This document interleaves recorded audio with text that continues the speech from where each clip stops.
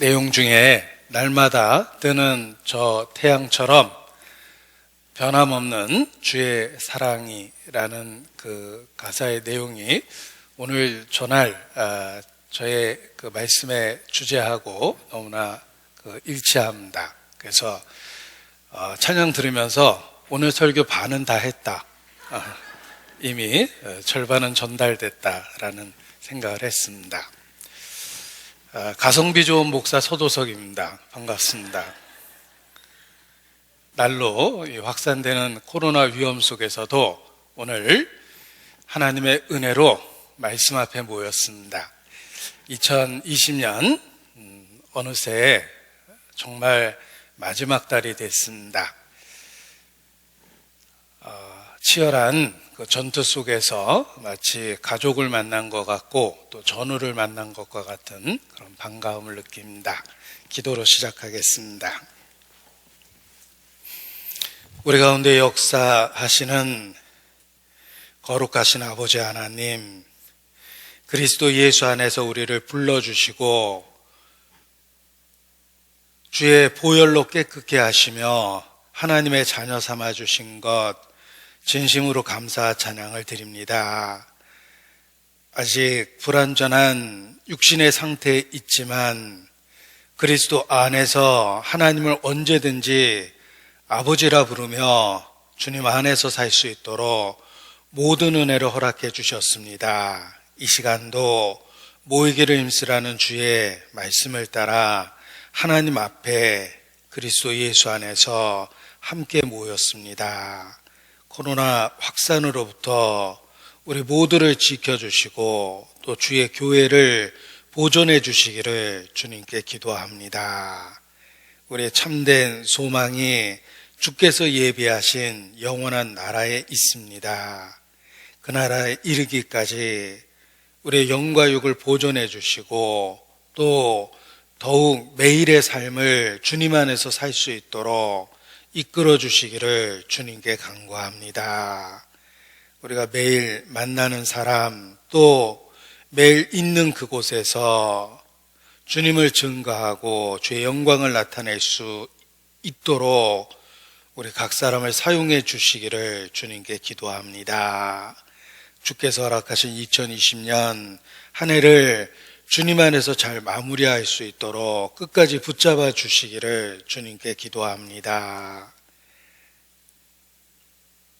특별히 선교제 일선에서 수고하시는 선교사님들의 사역과 가정도 지켜주시고 주의 은혜를 더해 주시기를 주님께 간구합니다.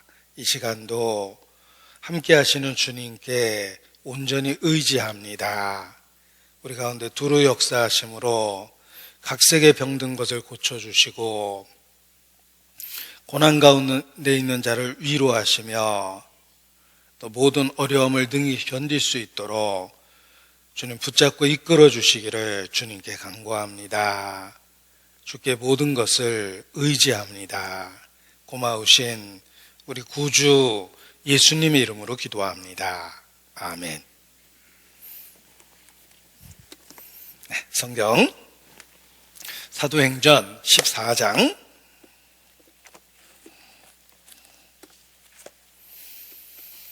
15절입니다. 사도행전 14장 15절 말씀부터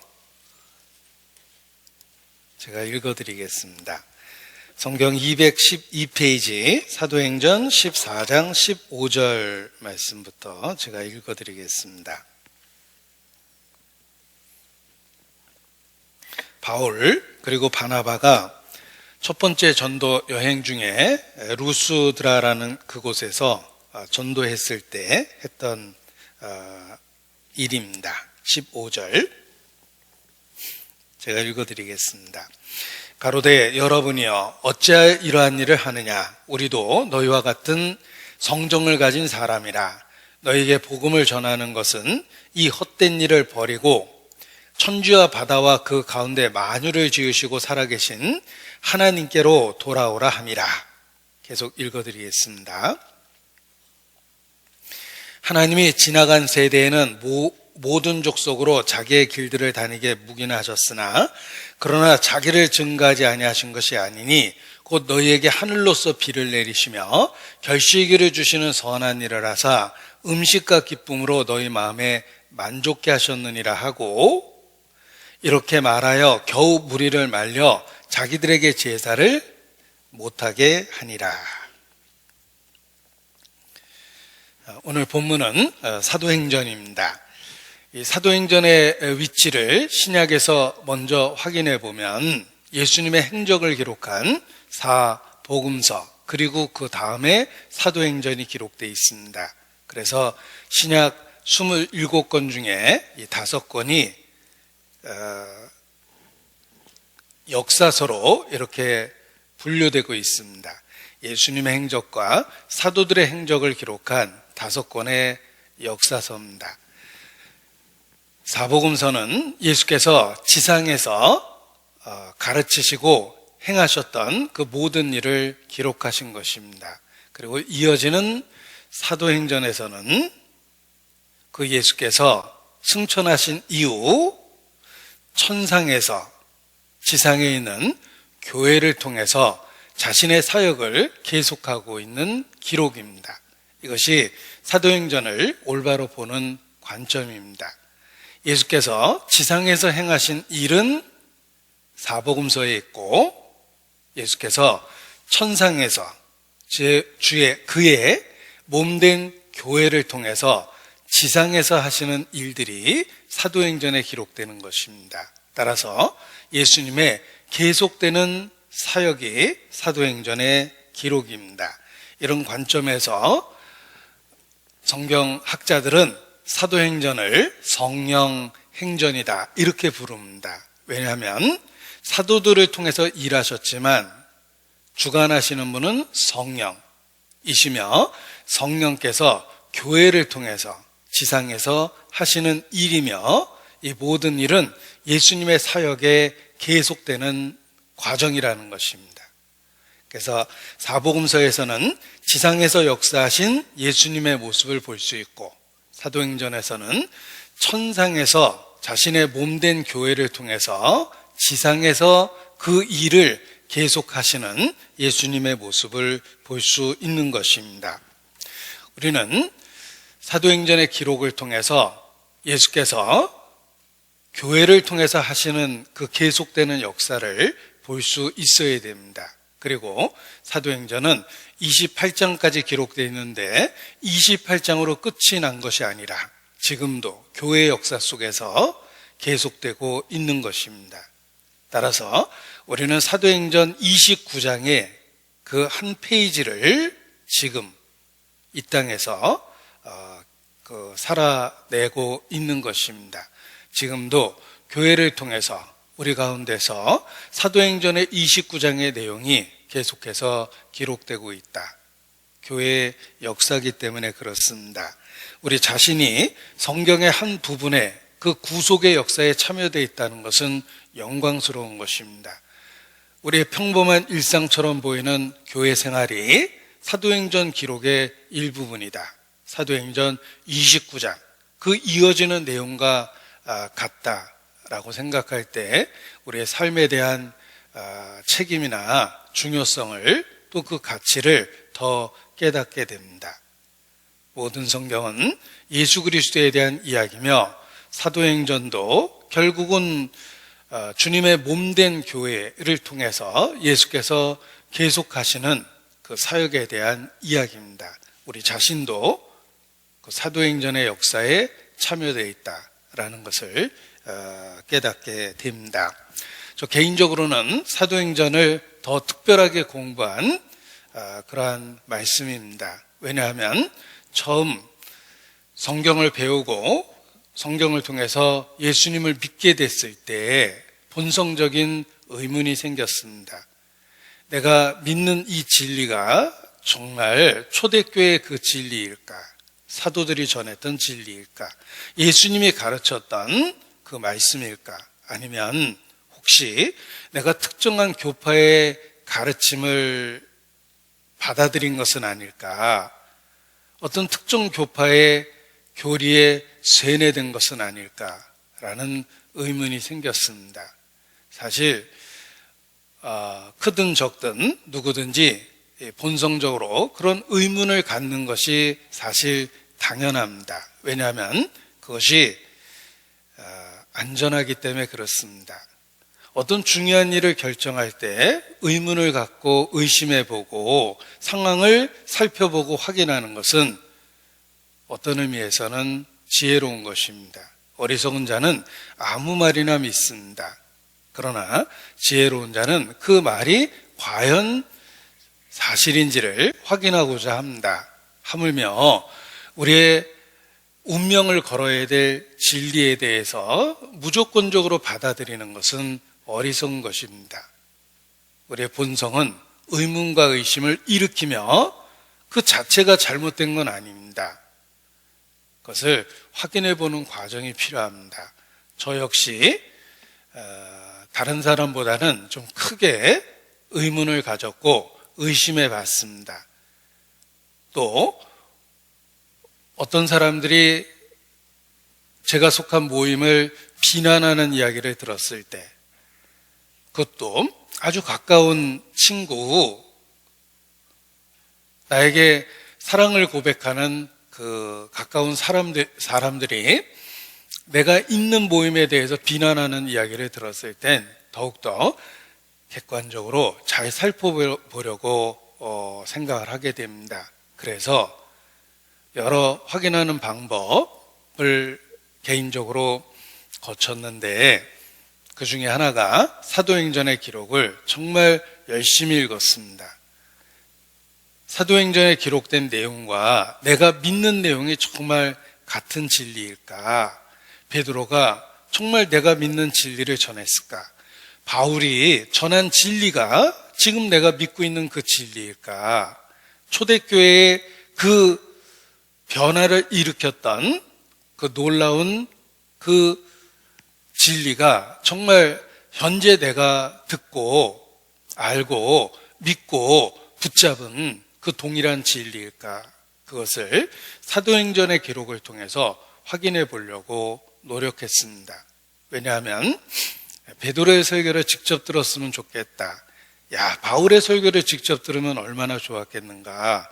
정말 내가 회사를 그만두고서라도 베드로나 바울의 여행을 쫓아다녔을 텐데, 그만한 가치가 있었을 텐데 라는 생각을 해봤는데, 사도행전의 기록을 통해서 그들의 행적을 볼 수 있었고, 내가 사도행전을 공부하기 위해서 시간을 투자하는 것이 결국은 베드로의 설교를 직접 듣고 바울의 설교를 직접 듣는 것과 같다라는 생각을 하게 됐습니다. 그래서 1장부터 28장까지 한 장 한 장의 기록을 정말 반복적으로 열심히 공부했습니다.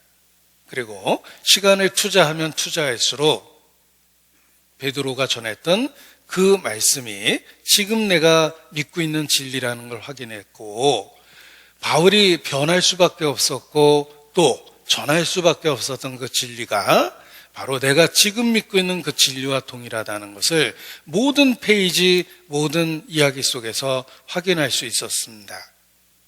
결과적으로 사도행전의 메시지는 내가 받아들인 메시지가 하나님께로부터 왔다라는 것에 대한 근거가 됐고, 더 확신에 차서 신앙생활을 할 수 있는 계기가 됐습니다. 지금도 사도행전의 기록이 제 개인적으로는 가장 익숙합니다. 가장 많은 시간을 투자해서 읽었기 때문에 그렇습니다. 사도행전의 기록을 살펴보십시오. 베드로의 그 핵심적인 메시지, 바울이 전했던 그 메시지가 분명하게 표현되어 있습니다. 한마디로 그들은 오직 예수 그리스도만이 하나님께 나아가는 유일한 길이라는 것을 여러 모양으로 증거했습니다. 내가 발견한 진리도 오직이라는 말이 중요합니다. 예수 믿는 사람은 참 많지만 문제는 예수님 외에 다른 것을 더해 놓은 경우가 많습니다. 사도행전의 기록을 통해서 오직 예수 많이 나의 생명이 되고 나의 길이 되고 하나님 앞에 나아갈 수 있는 유일한 해결책이라는 것을 더욱 확인하게 됩니다. 사도행전의 기록을 통해서 그렇게 됩니다. 이 사복음서를 읽을 때는 예수님의 행적을 기록했기 때문에 마치 예수님과 대면한 것과 같은 감동을 받을 때가 있습니다. 그리고 사도행전을 읽을 때에는 초대교회 역사 속에서 이 복음의 메시지가 얼마나 다이내믹한 파워를 일으켰는지 그 현장을 생생하게 목격하게 됩니다. 복음이 전해지면서 초대교회에 엄청난 그 변화가 일어났고 그 시작된 변화가 결국은 예루살렘과 온 유대와 심지어는 적대적이었던 사마리아와 심지어는 이방의 지역까지 온통 뒤흔들어 놓고 복음이 전 세계에 전해지는 기폭제가 됐기 때문에 그렇습니다. 우리는 그 처음의 현장을 사도행전을 통해서 생생하게 볼 수 있습니다. 그리고 사도행전 28장의 내용을 분석해 보면 중심에 하나님의 사람이 있습니다. 사도행전을 영화로 만들면 어떤 제목을 붙여야 될까? 영화 제작자들도 많은 고민 끝에 제목을 베드로와 바울 이렇게 붙였습니다. 그렇습니다. 사도행전의 내용을 분석해 보면 베드로 중심적인 메시지와 바울 중심적인 메시지가 이어지고 있습니다. 결국은 하나님의 역사는 사람을 통해서 지상에서 일어난다라는 것입니다. 하나님의 사람을 통해서 하나님의 역사가 일어납니다. 그래서 구약을 대표하는 인물도 모세와 엘리야로 요약되는 것입니다. 하나님은 자신의 일을 지상에서 자신의 사람, 곧 하나님의 사람으로 그 일을 하고 있습니다. 그래서 예수께서 교회를 통해서 지상에서 계속되는 그 일을 하시는데 그 수단과 도구는 바로 하나님의 사람들입니다. 그래서 베드로와 바울의 이야기 이렇게 외적으로는 보입니다. 교회 역사를 봐도 그렇습니다. 시대적으로 하나님은 자신의 사람들을 세워서 쓰셨습니다. 종교개혁 시대에는 루터 글을 쓰셨고 칼빈을 썼습니다. 그리고 영국에서는 요한 웨슬레를 쓰셨습니다. 시대마다 하나님께서 자신의 사람을 세우고 그 사람을 통해서 그 역사를 이루셨다는 것을 알 수 있습니다. 지금도 그렇습니다. 교회 역사 속에 하나님은 일꾼을 세워서 자신의 일을 계속하십니다. 교회라는 조직체가 원어를 분석해도 에클레시아며 그 뜻은 구별된 무리, 사람이란 뜻을 갖고 있습니다. 어떤 외형적인 조직이나 또는 웅장하게 지은 건물이 중심이 된 게 아니라 사람 그 자체가 중심이 된 것이 교회입니다. 하나님은 자신의 일을 하나님의 사람들을 통해서 그 일을 지금도 하신다는 것입니다. 그래서 일꾼의 중요성도 알고 일꾼의 중요성을 안다는 것은 그 사람 자체를 이야기하는 것이 아니라 그 사람을 통해서 하시는 일들의 중요성을 깨닫게 된다는 뜻입니다. 군대에서 아주 중요한 그 핵심적인 역할을 맡은 사람은 24시간 행방이 묘연하면은 바로 그 어떤 조직이 움직이기 시작합니다.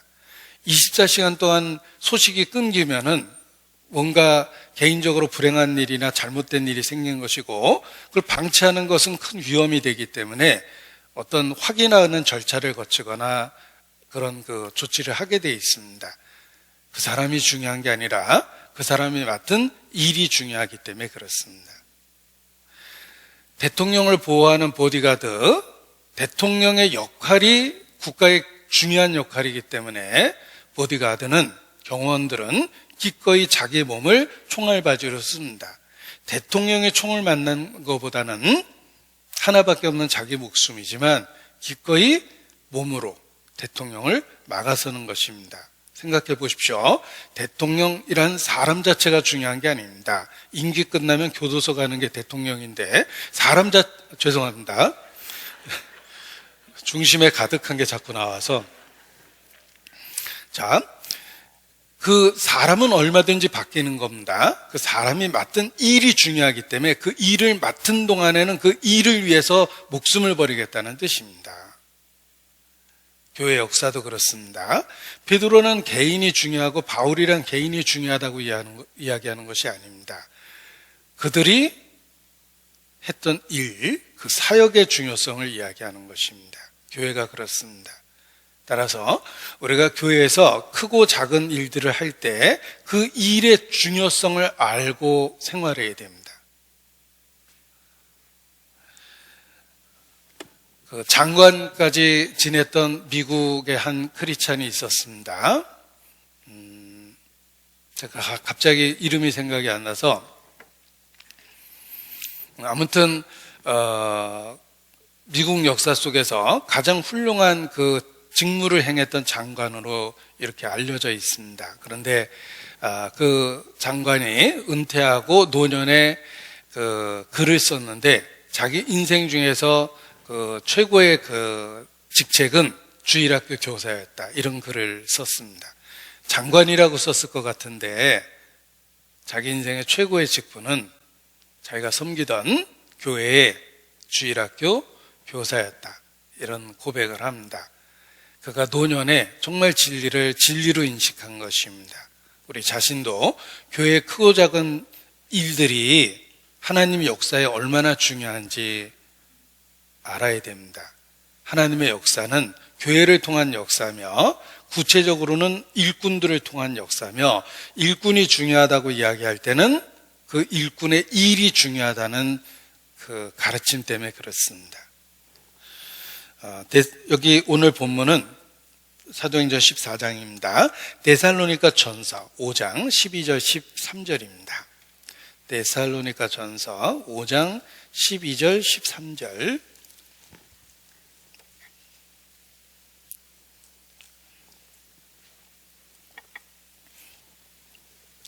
형제들아, 우리가 너희에게 구하노니 너희 가운데서 수고하고 주 안에서 너희를 다스리며 권하는 자들을 너희가 알고, 일꾼들을 소중히 여기라는 뜻입니다. 그런데 일꾼을 소중히 여기는 이유를 13절에 말씀하셨습니다. 저의 역사로 말미암아 사랑 안에서 가장 귀히 여기며 너희끼리 화목하라. 일꾼이라는 사람 자체가 중요해서가 아니라 저의 역사로 말미암아 그가 하고 있는 그 일과 그가 맡고 있는 그 일의 중요성을 늘 알고 그 일꾼을 소중히 여기라, 이런 뜻입니다. 그래서 그 교회 안에 크고 작은 일들이 우리 모두에게 얼마나 중요하고 소중하고 가치 있는지를 알아야 됩니다. 왜냐하면 지금도 하나님은 교회를 통해서 자신의 역사를 계속해서 이루고 있기 때문에 그렇습니다. 크고 작은 교회의 모든 직분과 모든 봉사의 일들이 얼마나 중요한지를 알고 책임감을 느끼는 것이 필요합니다. 자, 다시 본문 사도행전 14장에 돌아와 보면 바울은 루스드라라는 지역에서, 지금의 터키 지역의 한 부분입니다. 루스드라라는 지역에서 나면서 안진뱅이 되어 걸어본 적이 없는 사람을 고치는 그런 역사를 이룹니다. 기적입니다. 한 번도 걸어본 적이 없던 그 안진뱅이가 사도들에 의해서 일어나 걷게 됩니다. 그것을 지켜본 사람들이 그 기적을 행한 바나바와 바울을 신처럼 여기고 제사를 드리려고 몰려들었습니다. 그래서 11절에 보면 무리가 바울의 행한 일을 보고 루가오냐 방언으로 소리질러 가로되 신들이 사람의 형상으로 우리 가운데 내려오셨다 하여 바나바는 수수라 하고 바울은 그 중에 말하는 자이므로 허메라 하더라. 그래서 제사하려고 그 사도들 앞에 몰려온 것입니다. 사도행전 14장 12절에 바나바를 수스라고 그랬는데, 이 수스라는 말이 우리에게 익숙한 단어입니다. 바로 최고의 신이라고 일컬어지는 제우스입니다. 그리고 여기 바울은 그 중에 말하는 자이므로 허메라고 그랬는데, 이 허메는 제우스의 막내 아들로 웅변의 신, 운동 경기의 신, 뭐 이런 신입니다. 발에 날개가 붙어 있는 그런 그 달변, 웅변의 신입니다. 허메라는 말을 명품 좋아하는 분은 다 아시는데, 에르메스라고 그래서 명품관에 가면 또 브랜드로 이렇게 딱 자리 잡고 있습니다. 자, 그 당시에 가장 그 섬김을 받았던 신입니다. 제우스가 왔다. 그리고 그 옆에 말하고 있는 저 말 잘하는 바울은 에르메스다. 이러면서 사람들이 몰려서 제사를 드리려고 했던 것입니다. 바나바와 바울은 신과 같은 대접을 받게 됩니다. 신과 같은 대접을 받게 됩니다. 그런데 그것도 잠시 후에 태도가 돌변합니다. 19절에 보면 19절 유대인들이 안디옥과 이고니온에서 와서 다른 동네에서 적개감을 갖고 있다가 루스드라까지 쫓아온 겁니다. 무리를 초인하여 돌로 바울을 쳐서 죽은 줄 알고 성 밖에 끌어내치니라. 얼마나 많이 쳤든지 뭐 죽었잖아. 그러면서 두고 간 것입니다. 한두 대 돌로 친 게 아닙니다. 보십시오. 방금 전에 신이라고 높임을 받았는데 잠시 후에는 돌 맞아서 죽은 시체처럼 됐습니다. 바울은 그날 정말 극과 극을 경험하게 된 것입니다.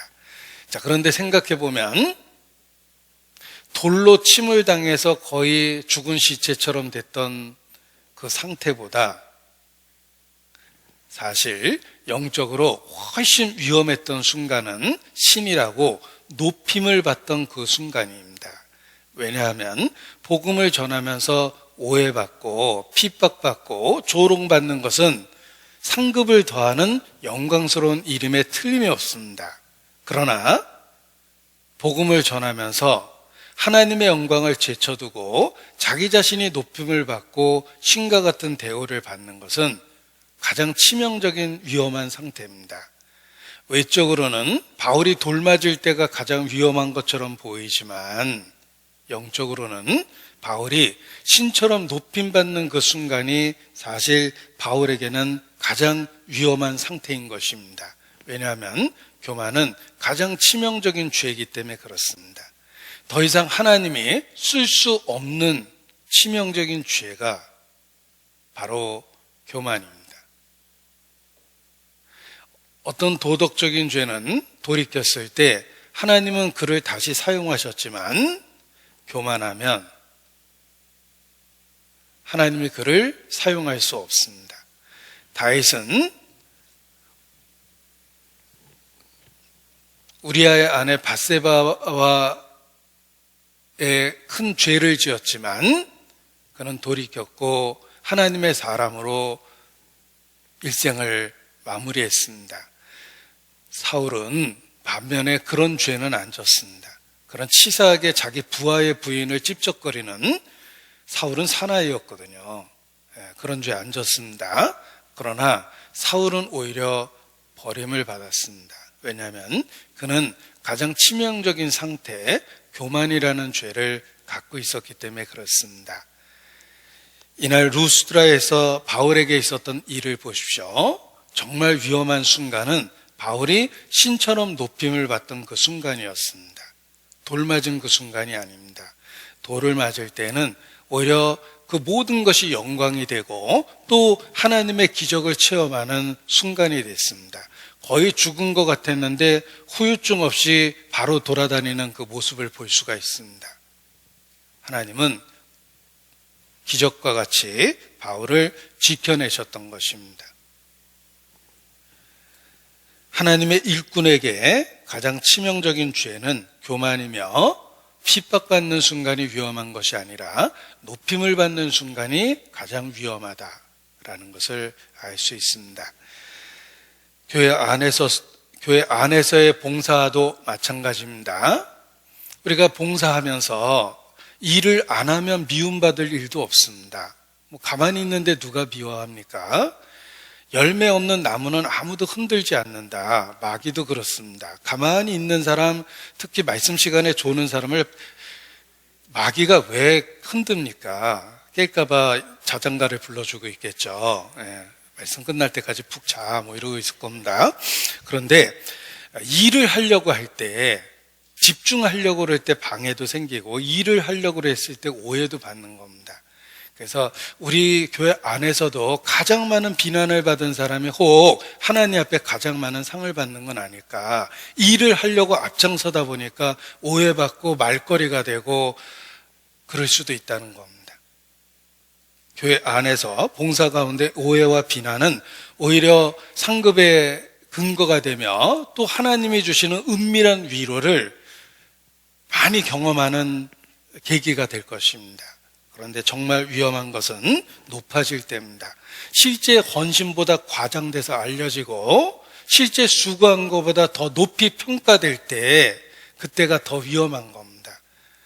우리 자신은 위험한 순간에 대한 인식이 있어야 됩니다. 자신에 대한 평가가 형제 자매의 교회에서의 평가가 실제 자신의 모습보다 과장되어 있는 것은 아닌지, 혹 직분이 있어서 높임을 받고 있다면 그 직분, 부름에 정말 맞는 모습으로 내가 살고 있는 건지, 교회 일꾼은 집사입니다. 집사님이라고 내가 부름을 받고 있는데 정말 이 같은 사람답게 내가 지내고 있는지를 생각해야 됩니다. 그래서 실제 모습보다 과장된 헌신, 평가에 대해서 두려워해야 됩니다. 바나바 바울은 신이라고 대접받았을 때 옷을 찢고 엎어졌어요. 그때가 위험한 순간이라는 걸 잘 알았기 때문입니다. 우리 자신도 마찬가지입니다.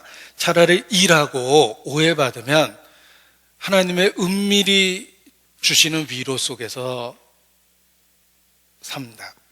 그런데 실제 모습보다 과장되어 있고 자기 스스로 그것을 부풀리고 자부심을 갖고 오래된 헌신을 아직까지 붙들고 그것이 교회 기득권인 것처럼 생각한다면 정말 옷을 찢고 회개해야 됩니다. 높임받을 때가 회개하는 순간입니다. 저 자신도 교회 일꾼이고 설교하는 사람이고 항상 형제자매의 시선 속에 있습니다. 제 자신도 항상 스스로 목에 칼을 두라라는 말씀처럼 제 자신에게 일깨우는 교훈이기도 합니다. 제 사무실에 닭과 관련한 그림이 많이 있습니다. 그래서 왜 닭이 이렇게 많은가, 목사님이 치킨 좋아하나 오해하는 분도 있는데 제가 닭을 좋아하는 까닭이 있습니다. 여러 가지 교훈이 연루되어 있기 때문에 이 닭을 좋아하는데 그 중에 하나가 교만과 관련한 교훈들입니다. 닭은 2번 울어서 베드로를 눈물로 회개시켰습니다. 예수께서 닭이 2번 울기 전에 베드로가 예수님을 3번이나 부인할 거라고 그러셨는데 닭 울음소리를 듣고 베드로가 눈물로 회개했습니다. 그 닭을 한번 생각해 보십시오. 닭이 착각하면 대단한 자부심을 느낄 거예요. 내가 딱 2번 울었는데 그 베드로가 눈물을 흘리고 회개했다고 자기가 마치 대단한 설교자인 것처럼 착각할 것입니다. 그러나 닭소리를 쓰신 주님을 기억해야 됩니다. 주님의 놀라운 역사가 닭 울음 같은 소리를 통해서도 베드로를 통곡해 만든 것입니다. 그래서 이 닭과 관련한 교훈을 제가 좋아하는데 그 중에 하나를 소개해 드리겠습니다. 들은 지 한두 달도 안 된 교훈입니다.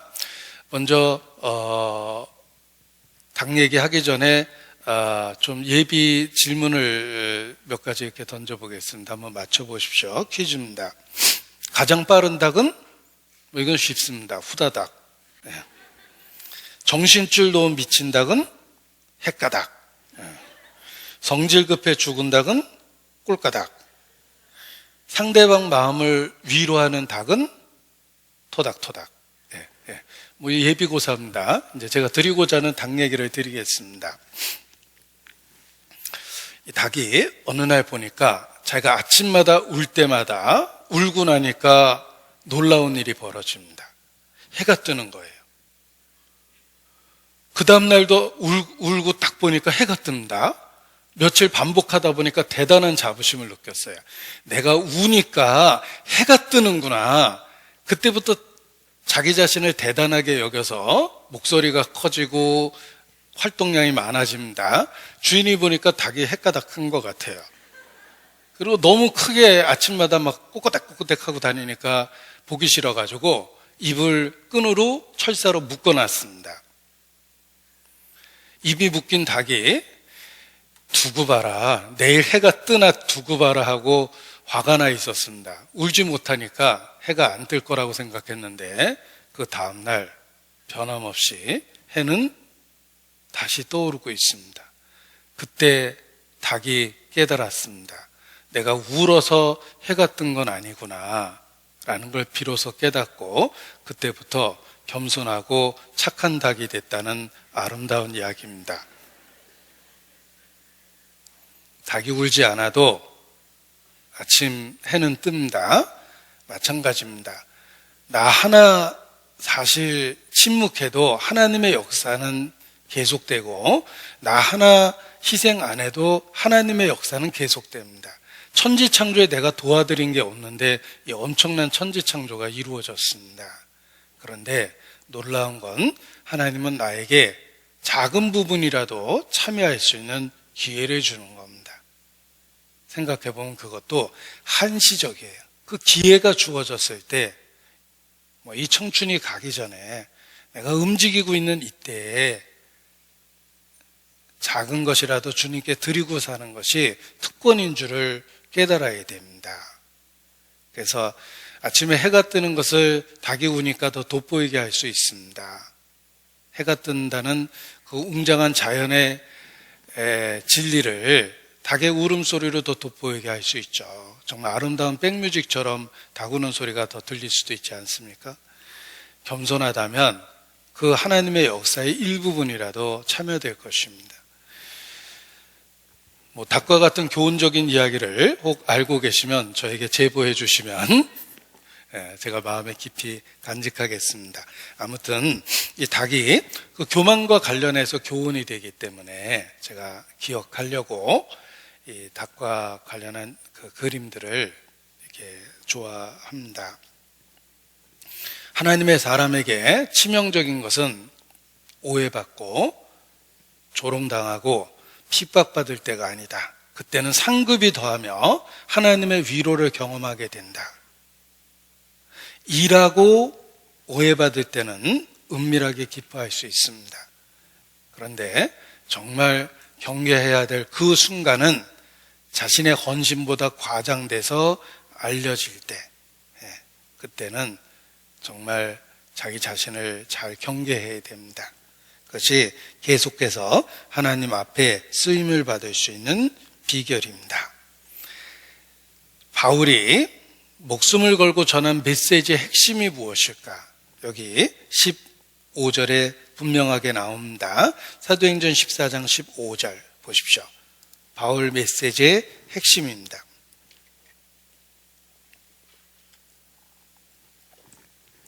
핵심적인 키워드를 찾아보면 헛된 일을 버리고 그리고 살아계신 하나님께로 돌아오라. 헛된 일을 버리고 하나님께 돌아오라. 이것이 바울이 전했던 핵심적인 메시지입니다. 헛된 일을 버리고 돌아오라. 하나님께로 돌아오라. 이것이 바울의 핵심적인 메시지입니다. 천지와 바다와 그 가운데 만유를 지으시고 살아계신 하나님께로 돌아오라. 이 바울이 루스드라에서 전했던 메시지의 핵심이라는 것을 알 수가 있습니다. 그래서 헛된 일을 버리고 현재의 상태가 헛된 가운데 있다는 것입니다. 헛된 일을 버리고 하나님을 떠난 것이 인간 역사며 그때부터 모든 것이 헛되게 된 것입니다. 가치 없는 것에 것을 붙들고 인생을 살아가게 됩니다. 거기서부터 벗어나서 살아계신 하나님께로 돌아오라라고 전하고 있습니다. 우리가 믿게 된 메시지도 그렇습니다. 하나님 없이 살았던 내 인생이 헛되다라는 걸 알았습니다. 하나님 없이 이 땅에서 100년을 더 산들 아무런 의미가 없다는 걸 절실하게 깨달았습니다. 하나님 없이 살면 내 인생에 더해지는 것은 죄와 부끄러움과 수치입니다. 그리고 경험적으로는 고난과 슬픔과 고통입니다. 인생은 고난을 위하여 났으니 불티가 위로 나른 같으니라. 사는 것 자체가 그냥 고통이고 고난이고 슬픔이고 짐진 것 같이 탄식하는 겁니다. 400년 노예 생활을 통해서 이스라엘이 고통받았던 그것이 바로 인생의 모습입니다. 하나님 없이 살아온 삶이 얼마나 의미 없는지를 절실하게 날마다 깨달았던 겁니다.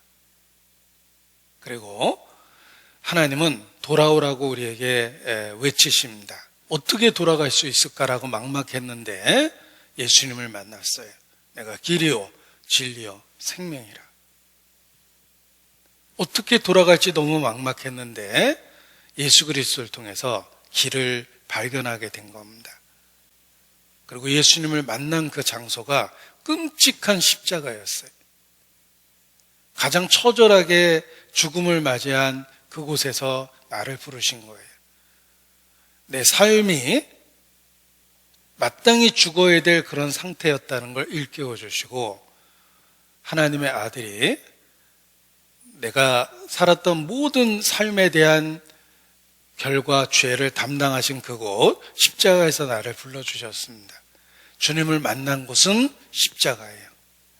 가장 눈물 많은 그곳에서 만났어요. 골고다. 골고다라는 말이 그냥 직역하면 해골 모양의 바위, 그냥 절망적인 곳이라는 뜻입니다. 골고다라는 말은 성경에 나옵니다. 해골 모양의 바위라는 뜻인데 갈보리라는 말은 성경에 안 나옵니다. 이 갈보리는 골고다라는 말을 라틴어로 번역해서 로마 문자로 번역된 성경에 갈보리라고 되어 있기 때문에 오랜 카톨릭 시대를 거쳐서 사람들은 골고다라는 말보다 갈보리라는 말이 더 많이 듣게 돼서 갈보리 산 위에 이렇게 표현합니다. 아무튼 골고다, 갈보리, 해골 모양의 바위 그곳에서 예수님을 만났어요. 하나님 앞에 마땅히 죽어야 될 내가 있어야 될 그 위치입니다. 내가 있어야 될 그 위치에 예수께서 십자가에 못 박혀 계셨어요. 그리고 그곳에서 나를 불러주셨고 부활 승천하심으로 말미암아 나의 위치를 하나님 앞에 옮겨 놓으신 겁니다. 그 사실을 알게 됐을 때 내가 정말 꼭 필요한, 내게 꼭 필요한 진리라는 걸 알았어요. 그 모든 앞에 들었던 증거 때문에 믿은 게 아니라 십자가라는 진리 때문에 믿은 겁니다. 내게 꼭 필요한, 내가 살아온 삶의 상태에서 내게 꼭 필요한 진리라는 걸 알았어요. 나에게는 속죄가 필요했던 거예요. 새롭게 되는 게 필요했던 겁니다. 내 인생에는 하나님이 없었어요. 내게 필요했던 것은 하나님 자신이셨어요. 그리고 하나님은 기꺼이 그리스도 안에서 나에게 찾아오셨습니다. 그게 십자가의 의미예요. 그래서 십자가의 정확한 의미를 알게 됐을 때 내가 찾았던 진리고 찾아야만 했던 진리고 그리고 내 인생 전체를 통해서 꼭 필요했던 그 진리라는 것을 절실히 깨달을 수밖에 없었기 때문에 붙잡고 매달려 있는 겁니다. 이 바울의 메시지가 그렇다는 것입니다.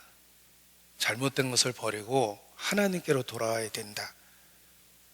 우리가 이 진리를 붙들고 하나님께 나아가면 하나님께 돌아가는 유일한 방법인 예수 그리스도에게 집중될 수밖에 없습니다. 길은 오직 하나였거든요. 내가 길이요. 이 메시지를 그대로 확대해서 다시 한번 표현해 보면 사도행전 20장 21절입니다. 사도행전 20장 21절.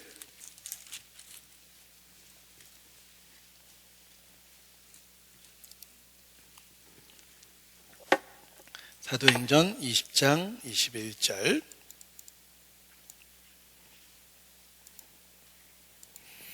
바울이 전도 여행 중에 늘 전했던 메시지를 자기 스스로 요약했습니다. 중요하니까 21절은 함께 읽겠습니다.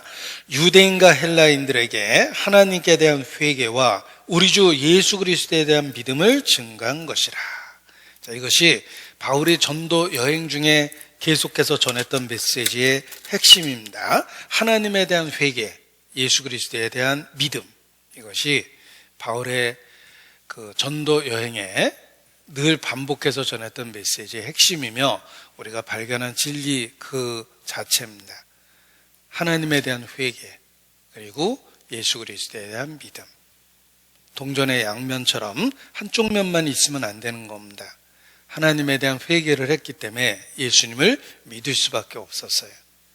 예수님은 죄인을 부르셨고 죄인이라는 것을 하나님에 대한 회개라는 개념 속에서 처절하게 깨달았어요.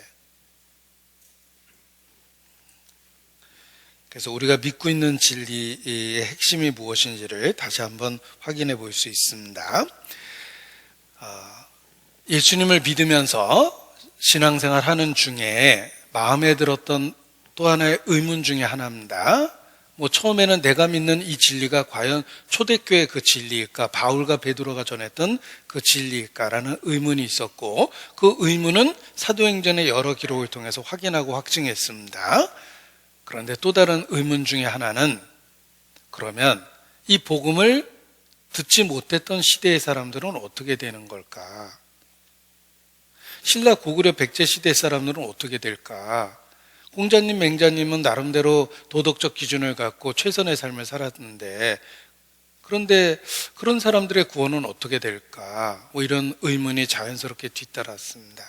그런데 그 의문에 대한 답은 분명하게 못 찾았지만, 중요한 것은 하나님은 가장 의롭고 공평한 재판장이며 하나님이 결정하실 때에는 그 결정은 틀림없이 어느 누구도 거기다 이의를 제기하지 할 수 없는 최선의 결정일 거다라는 믿음은 갖게 됐습니다. 보십시오. 어떻게 될까라는 정확한 답은 모르지만 하나님은 의롭고 공평한 재판장이기 때문에 하나님이 결정하실 때는 그것이 최선의 답입니다. 어느 누구도 그 앞에서 토를 달거나 입을 떼지 못할 겁니다. 감탄만 할 겁니다.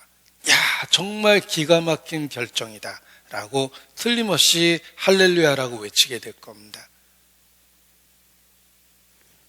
하나님에 대한 믿음을 가지니까 내가 잘 모르던 사실에 대해서도 하나님이 결정하실 거라는 그 한 대답으로 그냥 답이 돼버립니다.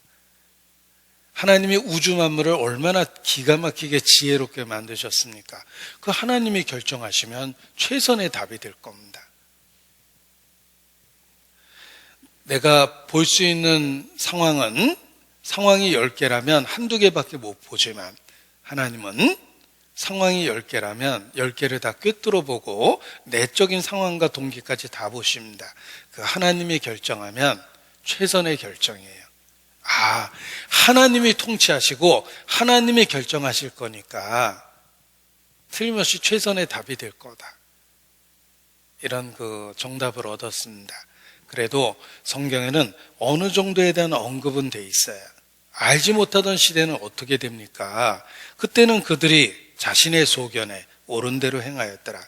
왕이 없으므로 자기 소견대로 행하였더라. 왕이라는 절대적인 통치자가 없었던 시대에 사람들은 자기 기준으로 나름대로 결정해서 행했다는 것입니다. 그 시대는 도대체 어떻게 됐을까라는 의문에 대해서 성경에서 몇 가지 답을 보기는 했습니다. 그 답 중에 하나가 사도행전 17장 30절인데 여기 화면을 통해서 보여드리면, 알지 못하던 시대에는, 그렇게 궁금했던 그 시대의 이야기입니다. 알지 못하던 시대에는 하나님이 허물치 아니하셨거니와 이제는 어디든지 사람을 다 명하사 회개하라 하셨으니 이는 정하신 사람으로 하여금 천하를 공의로 심판할 날을 작정하시고 이에 저를 죽은 자 가운데 살리심으로 믿을 만한 증거를 주셨다고 하셨는데, 알지 못하던 시대는 하나님이 허물치 아니하셨다. 알지 못하던 시대는 허물치 아니하셨다. 복음이 전해지지 않았을 때는 믿느냐 믿지 않느냐에 대한 책임은 적어도 없는 거구나. 그들이 무죄하다고 이야기하는 것이 아니라 알지 못하던 시대에는 믿느냐 믿지 않았느냐에 대한 책임은 없다는 것입니다. 어떤 자수기간이라는 것을 이렇게 국가에서 제시했을 때 그 자수기간 동안에 자수하지 않으면 그 벌에 대해서 엄격한 법 집행을 하겠다. 가중처벌될 수도 있다. 기회를 줬는데도 자수를 안 했기 때문에. 그런데 자수를 안 하다가 체포됐습니다. 그러면 법적인 엄중한 처벌을 받게 되고 기회를 주었다는 이유로 말미암아 더 정상 참작 없이 형벌을 받게 됩니다. 자, 그런데 자수기간이 주어지지 않은 상태에서 그냥 체포가 됐을 때는 잘못된 행위에 대한 객관적 평가로 벌을 받는 겁니다. 더 많은 기회가 주어졌을 때는 정상 참작의 여지가 없는 겁니다. 마찬가지로 복음을 들었을 때는, 듣고 거절했을 때는 죄가 가중될 수밖에 없어요. 이미 지은 죄에다가 하나님의 은혜를 저버린 죄까지 가중되는 겁니다. 그래서 알지 못하던 시대는 허물지 않으셨다는 말은 적어도 믿느냐 믿지 않느냐에 대한 도덕적 책임은 없다. 그러나 이미 지은 죄에 대한 객관적인 심판은 받게 될 거다. 이런 의미입니다. 그래서 충분한 답은 되지 못하지만 이해는 할 수 있었습니다. 또 사도행전 14장 16절에서 또 하나의 답을 찾아볼 수 있습니다. 사도행전 14장 16절.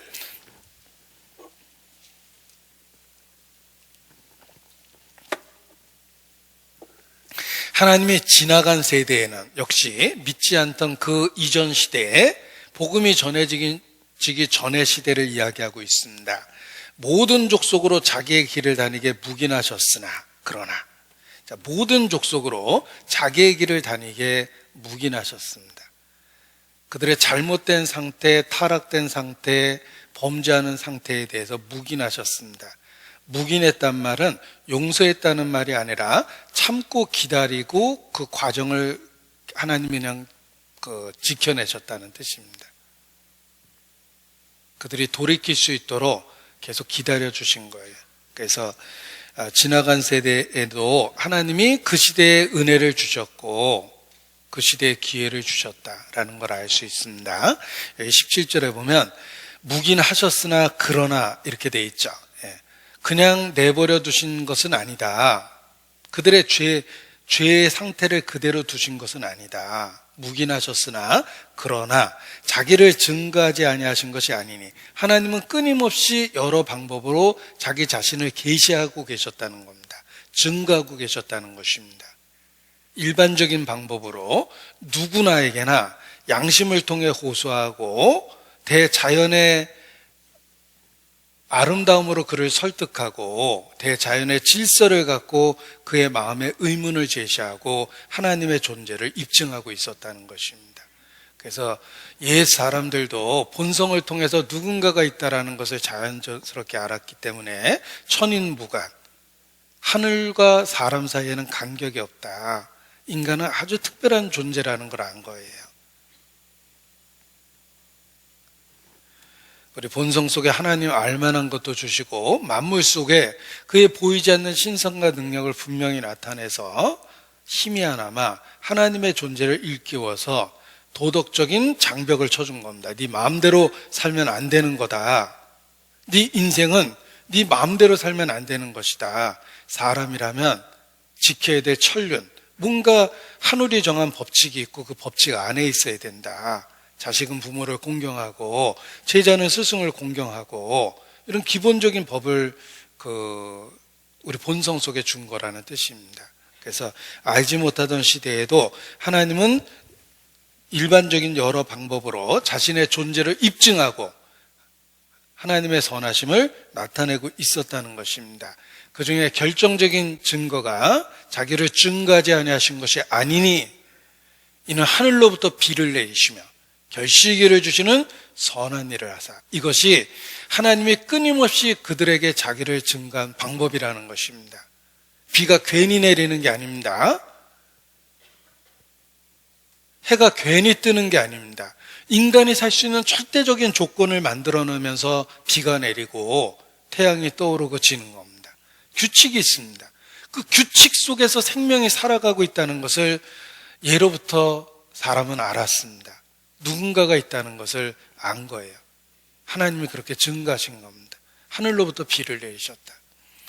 저는 우주에 있는 수없이 많은 별들을 볼 때 정말 오 하나님, 그런 감탄사가 절로 납니다. 그 모래 같은 많은 별들 속에 지구를 보십시오. 태양의 입사량과 출사량이 똑같은 그 지점에 지구가 딱 있어요. 태양 광선의 입사량과 출사량이 똑같다는 것은 인간이 살 수 있는 가장 적절한 조건을 만들어내는 겁니다.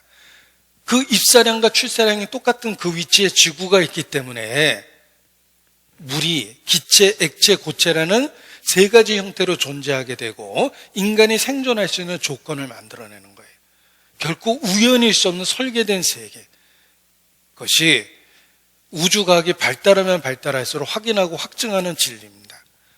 그런데 나머지 별들을 보십시오. 그냥 사람이 살 수 없는 그런 조건들을 갖고 있어요. 한두 가지만 봐도 인간 생존이 불가능합니다. 왜 지구만 이렇게 특별할까? 천지를 만드셨기 때문에 그래요. 하늘과 지구를 구별해서 만드셨기 때문에 그렇습니다. 사람으로 거하게 지으셨기 때문에 그렇습니다. 왜 태양이 저렇게 가장 적절한 거리에서 적절한 규칙을 갖고 조석으로 법칙을 갖고 떠오르고 지는 것일까? 사람으로 거하게 지으신 거예요. 얼마나 정교하게 설계되어 있는지를 발견해 보면 하나님이 사람을 얼마나 정교하게 대하고 있는지를 깨닫게 됩니다. 이 자연은 그냥 하나님의 마음을 보여주고 하나님의 손길을 보여주는 거예요. 그래서 정말 햇빛이 하나님의 터치, 이렇게 어루만져 주신다라는 생각을 온몸으로 햇빛을 느낄 때마다 그렇게 느끼게 되는 겁니다. 복음성가 중에 He touched me, 그가 나를 터치하셨다라는 그런 그 복음성가가 있는데 그 가사 제목 자체로만도 은혜가 됐어요. 하나님은 우리가 살고 있는 놀라운 설계된 세계를 통해서 대자연의 신비를 통해서 끊임없이 인간을 터치하시는 거예요. 그래서 정말 나를 위해 태양이 뜨고 나를 위해 비가 내리고 나를 위해서 이런 형형색색의 꽃들이 피고 먹을 만한 다양한 과일들이 있고 음식이 있고 라는 걸 깨닫게 됩니다. 사실입니다. 사람을 위해서 그 모든 것을 조정하시고 설계하셨기 때문에 그렇습니다. 자기를 증거하지 아니하신 것이 아니다. 그래서 대표적으로 하늘로부터 비를 내리신다. 이렇게 일깨워 주신 겁니다. 우리가 수시로 보게 되는 하늘로부터 내리는 비가 하나님의 존재에 대한 증명이고 단지 계시다는 뜻이 아니라 여전히 인간을 기억하시며 인간을 돌보고 있다라는 가장 확실한 증거입니다. 그래서 시기적절하게 비가 내리고 있는 거예요. 예전에 철없던 시절에는 비 온다고 짜증냈던 시절이 있었습니다. 그런데 어느 순간에 이 비가 얼마나 고마운지를 깨닫게 되니까 내 자신이 불편하다고 비 온다고 짜증내는 마음이 너무 옳지 않다고 느껴졌습니다. 그래서 언제부턴가 비가 오면 막 반갑고 그러진 않아요. 모처럼 야유하려고 그러는데 비 오면 반갑지는 않지만 그런데 예전 철없던 시절처럼 짜증나지는 않습니다. 더 큰 대의를 위해서 하나님이 작은 야유의 계획에서는 좀 불편할지 모르지만 더 큰 대의를 위해서 하나님이 결정하신 거구나 라는 생각을 하게 됩니다. 그래서 비를 내리는 그 모든 순간마다 하나님은 살아계시며 단순히 살아계시는 게 아니라고 그랬죠? 지금도 역사하시고 우리를 위해서 뭔가를 일하시는 하나님을 볼 수 있어야 됩니다. 그래서 정말 빗소리가 천사들의 합창소리처럼 할렐루야 연속으로 들립니다. 감격 속에서 온 비를 맞이할 수가 있습니다. 에레미야 14장입니다. 에레미야 14장.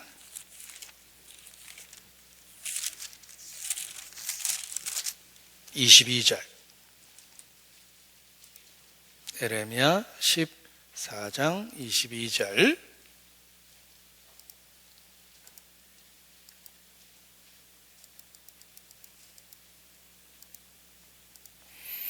열방에 허무한 것 중에 능히 비를 내리게 할 자가 있나이까? 하늘이 능히 소나기를 내릴 수 있으리이까? 우리 하나님 여호와여, 그리하는 자가 주가 아니시니까? 그러므로 우리가 주를 앙망하옵는 것은 주께서 이 모든 것을 만드셨음이니이다. 그렇습니다. 하나님 여호와여, 그리하는 자가 주가 아니시니까 하늘로부터 비를 내리시는 분입니다. 그래서 예를 들면 순교의 현장에서 비가 내릴 때 순교자들은 하나님을 기억했을 거예요. 하나님의 이 고통 어린, 이 절망 어린 순간에 함께 하시는구나.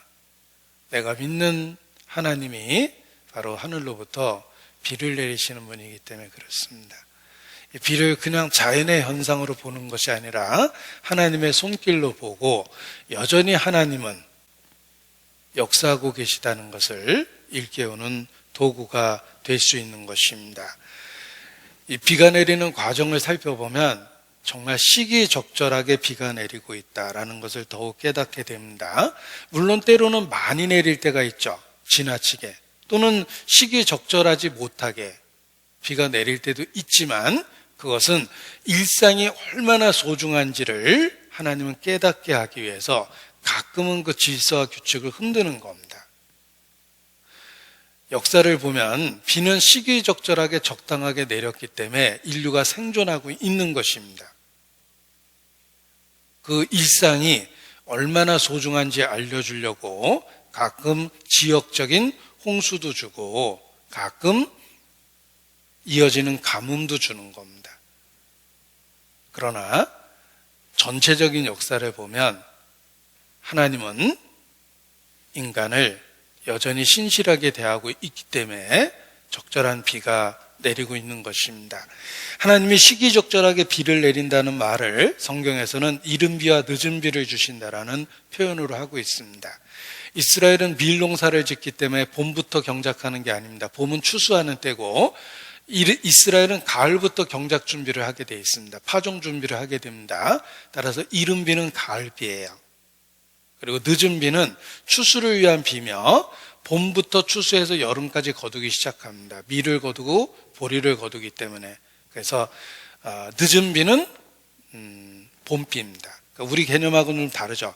우리는 봄, 여름, 가을, 겨울이니까 봄이 이른 비일 것 같은데 이스라엘 기후로 살펴보면 파종해야 될 이른 비는 가을에 뿌려지고 가을에 비가 많이 와요.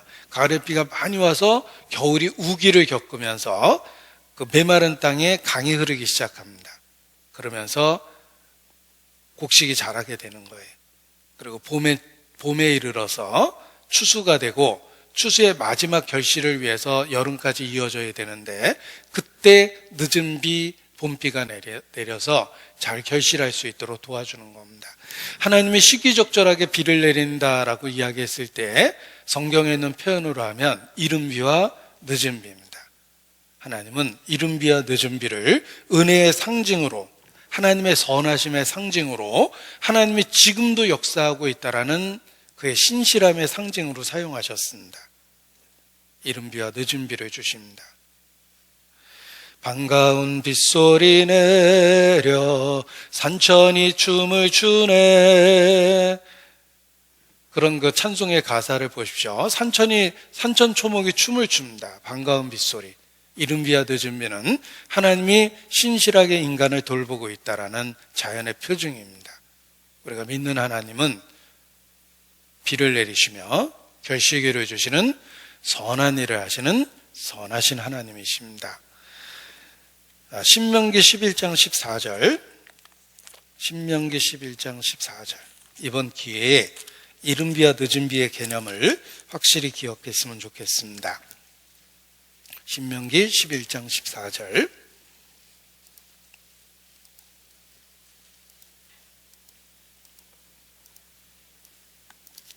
신명기 11장 14절.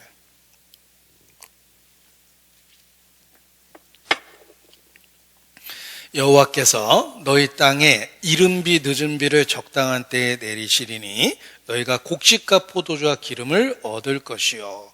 적당한 때에, 이것이 하나님의 은혜입니다. 이른비와 늦은비를 하나님은 조절해서 적당한 때에 내리게 해서 곡식이 자랄 수 있는 여건을 만들어주는 것입니다. 에레미야 5장 24절. 에레미야 5장 24절.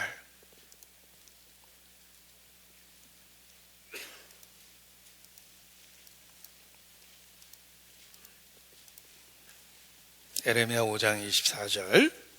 또 너희 마음으로 우리에게 이른비와 늦은비를 때를 따라 주시며 우리를 위하여 추수기한을 정하시는 우리 하나님 여호와를 경외하자 말하지도 아니하니 너희 허물이 이러한 일들을 물리쳤고, 하나님이 주신 걸 누리고 살면서도 그 하나님에 대한 무관심 속에 사는 게 허물과 죄입니다. 하나님은 이른비와 늦은비를 때를 따라 주셔서 추수기한을 정하시는 분입니다. 시기적절하게 이른비 늦은비를 주십니다. 요엘 2장 23절 하나 더 보겠습니다. 요엘서.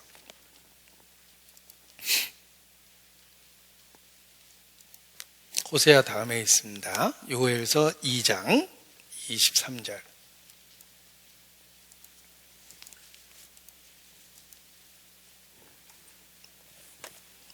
요엘 2장 23절.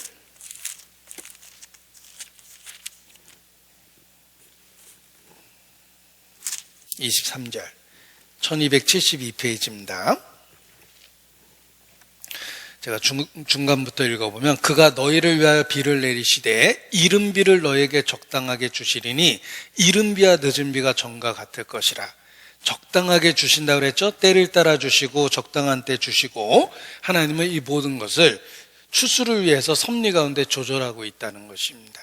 그래서 비를 내리시는 하나님, 이른 비와 늦은 비를 내리시는 하나님, 시기적절하게 조절해서 비를 내리시는 그 하나님은 살아계시며 지금도 인간을 위해서 역사하고 계시다는 것을 무감각한 우리에게 깨닫게 해주는 겁니다. 우리는 그냥 일상이 이렇게 반복되고 마치 모든 것이 그 저절로 되는 것과 같은 착각 속에서 살고 있는데, 주님은 여전히 일하고 계십니다. 왜냐하면 하늘로부터 비를 내리고 계시며 이른 비 늦은 비 적당하게 때를 따라 내리게 하기 때문에 그렇습니다. 자, 이스라엘을 훈련하는 방법이 바로 이른 비와 늦은 비였습니다. 이스라엘은 순종하면 시기적절하게 이른 비와 늦은 비가 내렸습니다. 불순종하면 하나님은 그 징벌로서 그 규칙을 깨셨어요. 그래서 가뭄, 3년 반의 가뭄, 이건 엄청난 고통을 만들어주는데 때로는 그들을 징벌하기 위해서 3년 반의 가뭄도 주십니다. 이스라엘은 하나님의 다스림을 받고 있었고, 하나님은 이른 비와 늦은 비를 통해 그들을 다스렸습니다. 애굽은 하나님과 상관없이 하나님이 주신 세상에서 살았는데 그들이 살아가는 방법은 조금 다릅니다. 애굽은 수리 농사를 졌어요. 강을 이용해서 농사를 졌기 때문에 이른 비 늦은 비가 없어도 강물이 있으면 농사를 졌어요. 왜냐하면 수차를 만들어서 발로 그 수차를 돌려서 조금 힘들어서 그렇지 노동량을 늘려서 물을 대서 농사를 진 겁니다. 그러니까 애굽, 하나님 없는 세상은 하나님이 만든 것을 갖고 자신들의 노력을 더해서 그냥 버텨나갔던 거예요. 계속 버티지는 못하지만 어느 정도 버티죠. 집 나간 탕자가 아버지 재산 있는 동안에는 잘 버틴 거하고 비슷한 거예요. 근데 그것을 마침내 홀라당 잃어버립니다. 버틸 수 있는 한계가 있지만 세상은 죽을 때까지 그걸 버티고 있는 거예요. 그런데 이스라엘은 좀 달라요. 이스라엘의 땅은 강을 이용한 농사가 아니라 시기적절하게 비가 와야 되는 거예요. 그러니까 비가 안 오면 당장 하루가 살기 어렵고 그의 살기가 어려운 거예요. 그러니까 순종 안 하면 하루라도 생존하기 어려운 게 이스라엘이었다는 거예요. 왜 하나님은 이스라엘에게 이렇게 특별한 땅을 주셨을까? 그들을 연단하기에 적절했기 때문에 그렇습니다. 지금도 그리스도인이 그렇습니다. 우리가 매일의 삶에 함께 하시기 원하기 때문에 그리스도인의 삶에는 이른 비 늦은 비가 있어요. 하나님 없는 세상 애굽 사람에게는 그냥 노동력을 더하면서 죽을 때까지 버티다 죽는 거예요. 그게 애굽의 농사 방법이에요. 그러나 이스라엘에게는 이른 비와 늦은 비라는 방법으로 그들을 다스리는 것처럼 지금도 그리스도인에게는 매일의 삶 속에 하나님의 간섭이 있다는 걸 아셔야 됩니다. 따라서 매일의 삶을 불순종해서 가운데 살면 바로 그날부터 삶이 힘들어지게 돼 있어요. 그게 그리스도인의 삶입니다. 신명기 11장에 그것을 설명해 주셨어요. 신명기 11장 9절 보십시오. 신명기 11장 9절.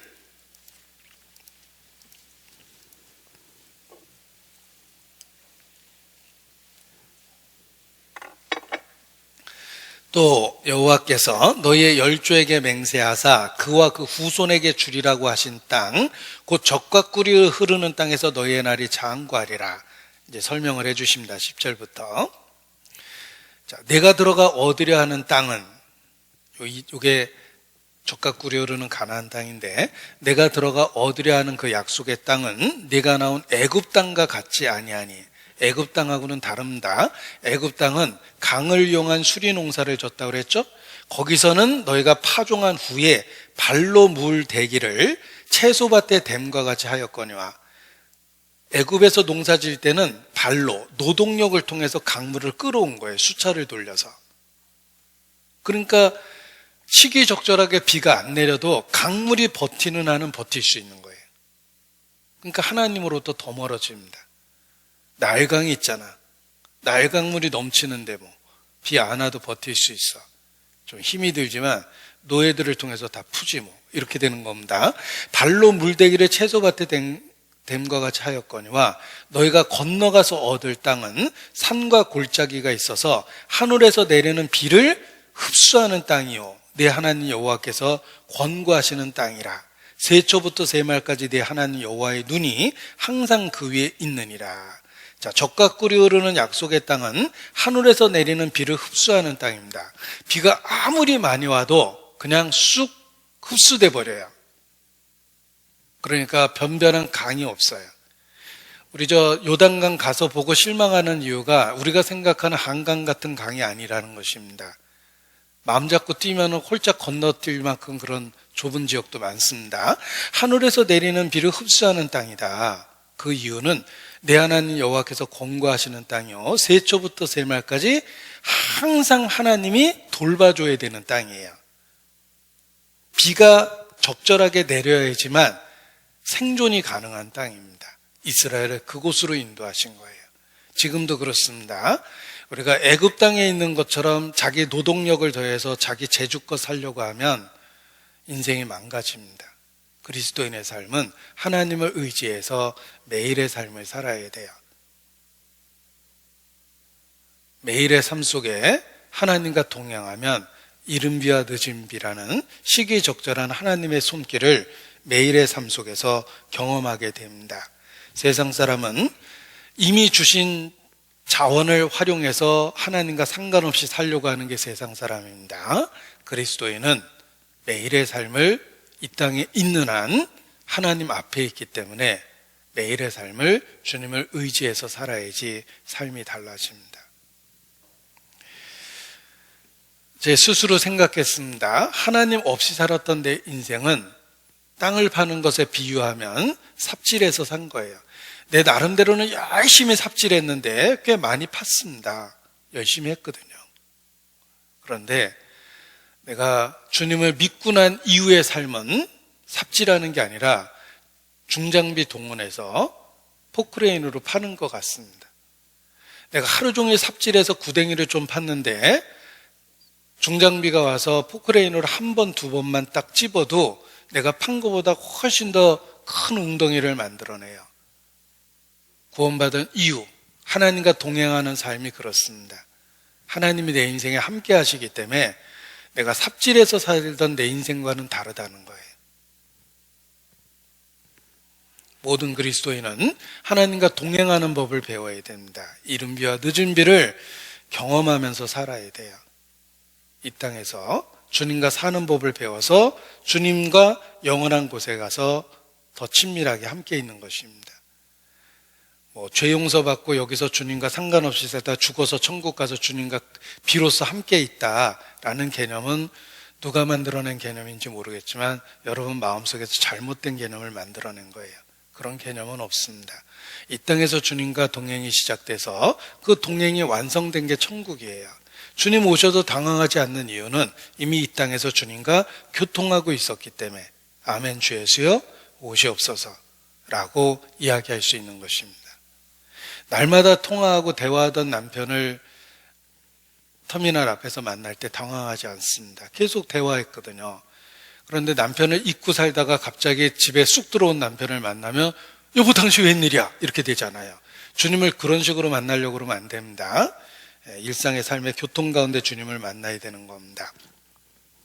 자, 우리가 믿는 하나님은 살아계시며 역사하시는 하나님이시며 그것에 대한 상징적 표현이 비를 내리시는 하나님이십니다.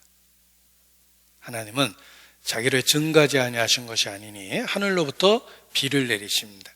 비를 내려서 자라게 하신 분이에요.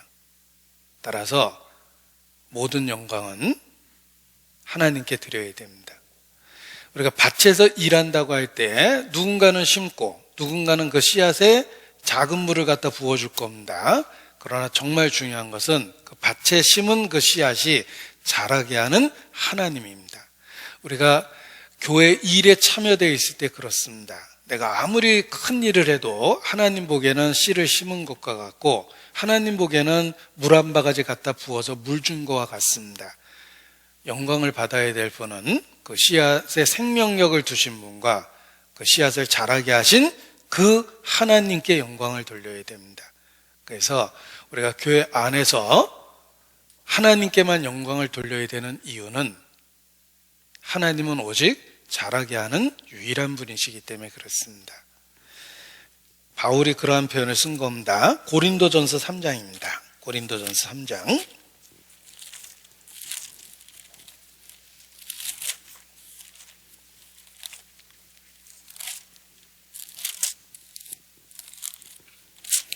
고린도전서 3장 6절 7절.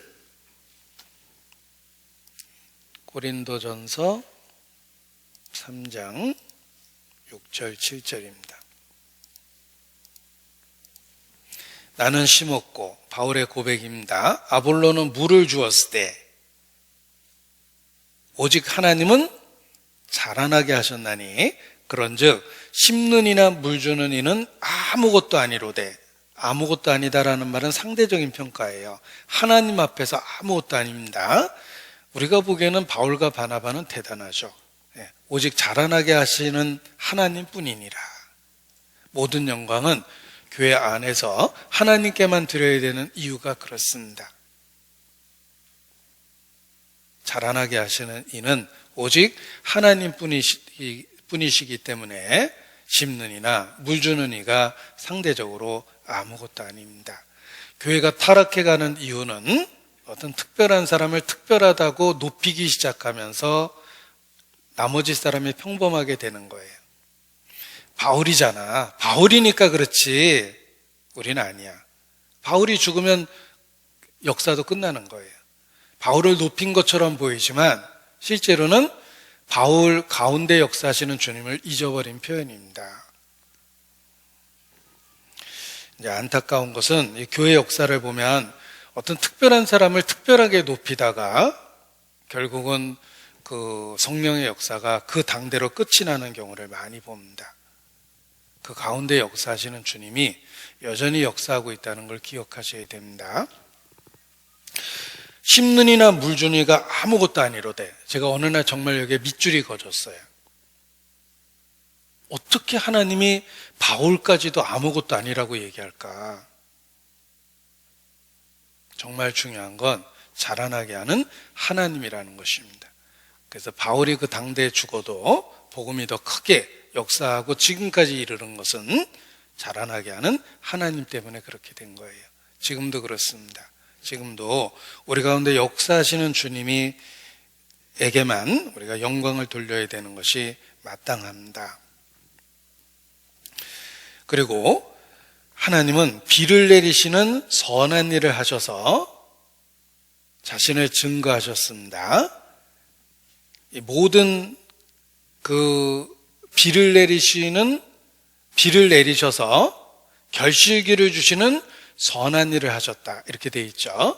모든 결실에는 주님의 역사하심이 있었다는 거예요.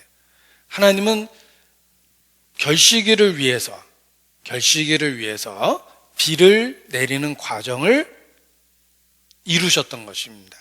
이른 비와 늦은 비를 내리셨던 거예요. 그래서 마침내 결실기가 주어진 겁니다. 따라서 모든 결실, 그 뒤에 하나님이 계시다는 걸 기억해야 됩니다. 그걸 기억하라고 이스라엘에게 1년에 3번씩 예루살렘으로 올라오라고 말씀하신 겁니다. 그것이 이스라엘의 3대 절기입니다. 그래서 봄에는 6월절을 통해서 예루살렘에 올라오라고 얘기하셨고, 중간쯤에 오순절을 통해서 또다시 올라오라고 말씀하셨고, 그리고 가을을 맞이할 때는 나팔절을 통해서 이스라엘을 예루살렘으로 올라오라고 명령하셨습니다. 이 3번의 올라오라는 명령은 다 추수와 관련이 있습니다. 이스라엘의 절기를 공부해 보면 시기가 다 추수 때예요. 미일 추수, 보리 추수, 또 밭의 작물들, 무화과라든지 감람나무라든지 포도라든지 석류라든지 이런 그 추수와 관련이 되어 있습니다. 이스라엘의 그 작물들을 이렇게 분석해 보면 몇 대 작물 그렇게 표현하는데, 밀, 보리, 포도, 무화과, 석류, 감람, 또 꿀, 이런 것들이 이제 이스라엘의 주요 산물입니다. 그런데 그 모든 추수 뒤에 하나님이 있다는 걸 기억해야 된다라는 걸 일깨워 주시려고 추수 때마다 예루살렘으로 올라오게 하셨습니다. 우리도 마찬가지입니다. 우리가 이 땅에서 어떤 그 노력의 결과로 얻고 누리는 것들이 있습니다. 그 모든 것 뒤에 결실기를 주시는 하나님이 계신 것처럼 그 모든 수확 뒤에 하나님이 있다는 걸 기억하고 하나님께 영광을 돌려야 됩니다. 예를 들면 내가 일할 수 있는 체력도 하나님이 주셨어요. 또 일할 수 있는 총기와 지력도 하나님이 주셨어요. 내가 얻게 된 모든 추수 뒤에, 요즘에는 농사를 직접적으로 짓지 않으니까 꼭 농산물만 이야기하는 건 아닙니다. 내가 이 땅에서 노력의 결과로 얻는 모든 것 뒤에는 비를 내리시며 결실기를 주시는 선한 일을 하신 하나님이 있다는 걸 기억해야 된다는 뜻입니다. 유대인도 여러 작물을 거둘 때마다 1년에 3번씩 예루살렘으로 올라왔습니다. 너의 창조자를 기억하라, 이런 뜻입니다. 마찬가지로 내가 누리는 모든 것들 그 뒤에 비를 내리시며 결실기를 주시는 하나님이 있다는 것을 기억해야 됩니다. 그리고 자연을 살펴보십시오. 30배, 60배, 100배 결실하느니라 라는 말씀처럼 자연은 결코 1대1로 우리에게 되갚아 주지 않습니다. 작은 씨앗을 심었는데 수십 배, 수백 배의 열매로 되갚아 주는 게 자연이며 하나님의 풍성한 은혜를 나타냅니다. 우리의 삶이 그렇습니다. 우리가 누리고 살고 있는 모든 것들은 생각해 보면 나의 수고나 노력에 비해서 훨씬 더 많은 것들을 누리고 살고 있는 거예요. 내가 살고 있는 이런 모든 조건들을 아침부터 잘 살펴보십시오. 내가 누리고 살고 있는 모든 것들은 내가 희생한 것에 비해서 수십 배, 수백 배의 것들을 누리고 있는 겁니다. 저는 커피 한 잔을 먹어도 그 생각이 듭니다. 예를 들면 뭐 집 앞에 스타벅스가 있어서 내가 커피를 먹으러 갔다. 야, 스타벅스 커피 비싸다. 그러나 내가 필요한 그 순간에 커피를 공급하기 위해서 1년 전에 지구상 어느 곳에서 커피씨를 심어서 거기서 열매를 걷어서 그걸 가공해서 볶아가지고 내가 살고 있는 동네, 또 그것도 너무 멀리 있으면 못 먹을까봐 적당한 거리에 갖다 놓은 거예요. 그리고 언제든지 먹을 수 있는 여건을 만들어 놨는데 나는 단지 작은 돈을 지불하고 그걸 사 먹는 겁니다. 내가 지불한 대가에 비하면 그 커피 하나가 만들어져서 거기 익기까지의 과정이 너무 복잡하잖아요.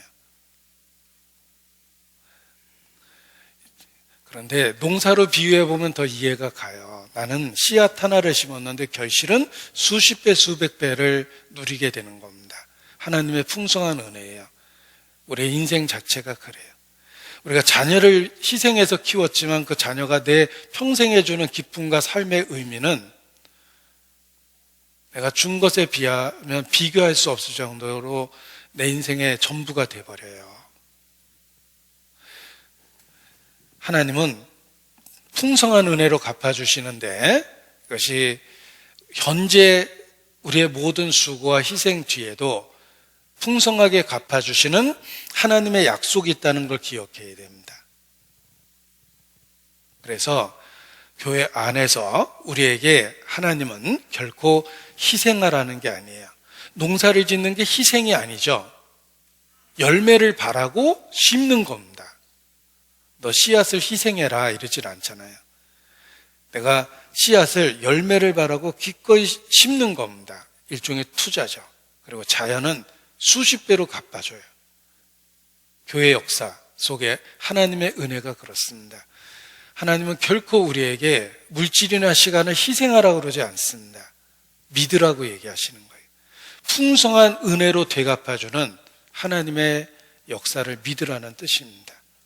그래서 우리가 내 삶의 일부를 기꺼이 즐거움으로 헌금도 하고 교회 와서 봉사도 하고 시간을 쓰고 인생을 쓰는 겁니다.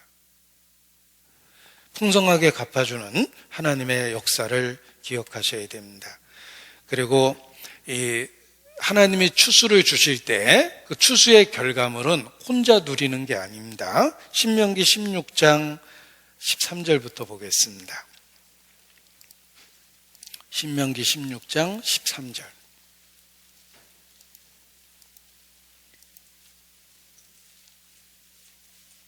(14절부터) 보겠습니다. 16장 14절.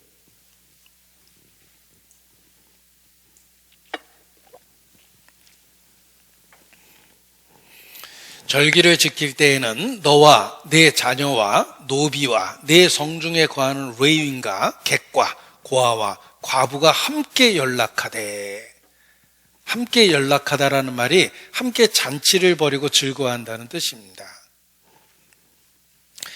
하나님이 비를 내리시며 결실기를 주시는 선한 일을 하사 음식과 기쁨으로 우리 마음에 만족해 하시는데 그 기쁨은 혼자 누리는 게 아니에요.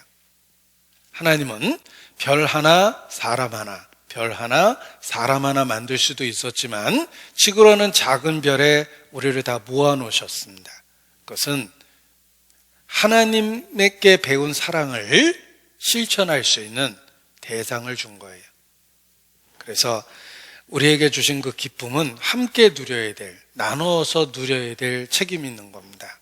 너와 내 자녀와 노비와 내 성중에 거하는 레인과 객과 고아와 과부와 함께 연락하되, 확장성을 갖고 있죠.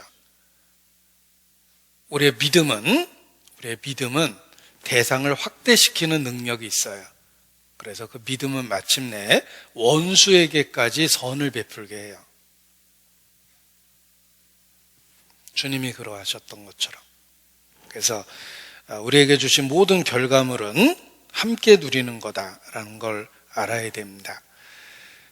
내가 갖고 있는 모든 것들이 비를 내리시며 결시기를 주신 하나님의 선물이라는 걸 기억하면 하나님 은혜에 합당한 반응을 보이게 됩니다. 그 반응이 바로 그 하나님 은혜에 대한 감사를 우리의 삶으로 보여야 된다는 것입니다.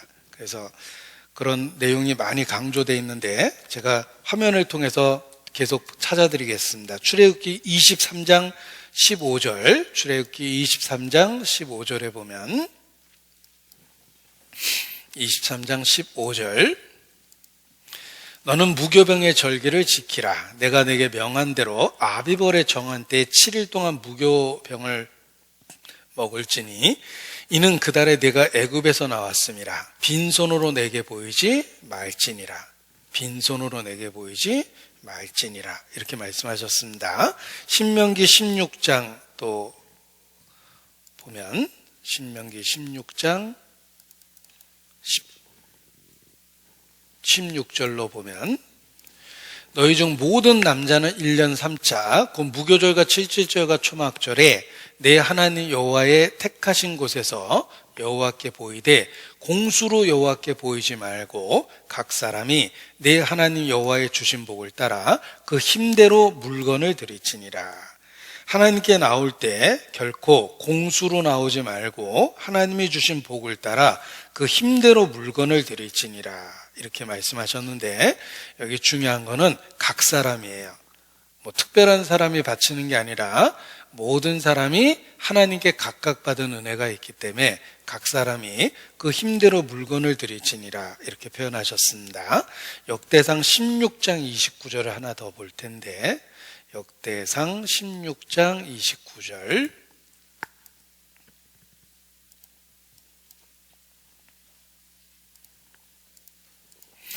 여호와의 이름에 합당한 영광을 그에게 돌릴지어다. 예물을 가지고 그 앞에 들어갈지어다. 아름답고 거룩한 것으로 여호와께 경배할지어다. 예물을 가지고 라고 구체적으로 이야기합니다. 여호와의 이름에 합당한 예물을 그에게 돌릴지어다. 그게 도대체 무엇일까?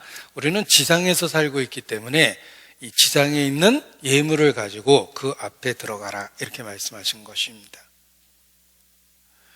저 혼자 찾으니까 심심해서 시편 76편 같이 찾겠습니다.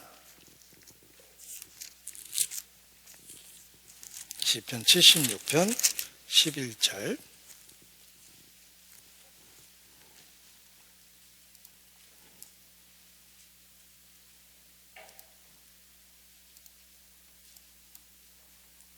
시편 76편 11절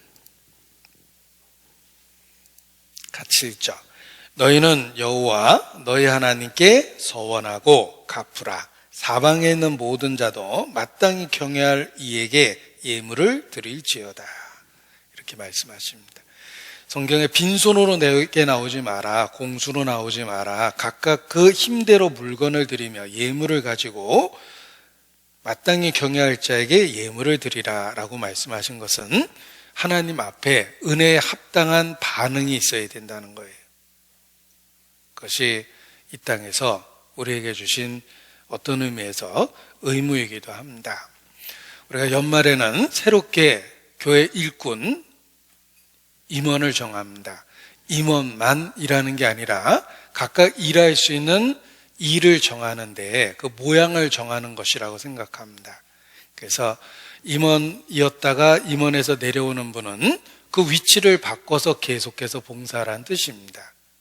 그 역할을 정해주는 거라고 생각하는데, 그런데 이 연말에 교회 분위기가 잘못되면 그 일을 권유할 때 이렇게 그 거절하는 그런 분위기가 교회에 점점 많아집니다. 누군가 일을 해야 되는데 나는 아니다라는 이런 분위기가 퍼집니다. 그는 교회가 병들어가는 잘못된 일이라고 생각합니다. 우리가 자원하는 마음이 있어야 되고 또 주님 앞에 예 알겠습니다라는 순종하는 마음도 있어야 됩니다. 그래서 그 일을 권유했을 때 네, 그렇게 하겠습니다라고 대답할 때 정말 주님께 더 감사하게 됩니다.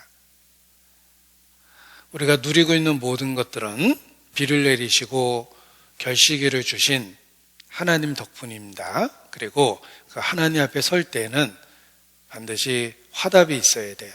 그것을 예물이라고 표현했고 공수로 오지 말라고 그랬는데 우리 마음에 하나님 은혜에 보답하는 삶을 살겠다는 마음을 갖고 있어야 됩니다. 그래서 교회 안에서의 그 주어지는 일들을 기꺼이 하려는 마음이 있어야 되고 그 일은 내가 원하는 일이 아니라 주님이 원하시는 일을 하는 거다라고 생각하시면 됩니다. 내가 원하는 일이 아니라 주님이 원하시는 일을 하는 것입니다. 왜냐하면 그 일을 주님이 정하시기 때문에 그렇습니다. 그래서 연말 교회 안에서 새로운 임원들이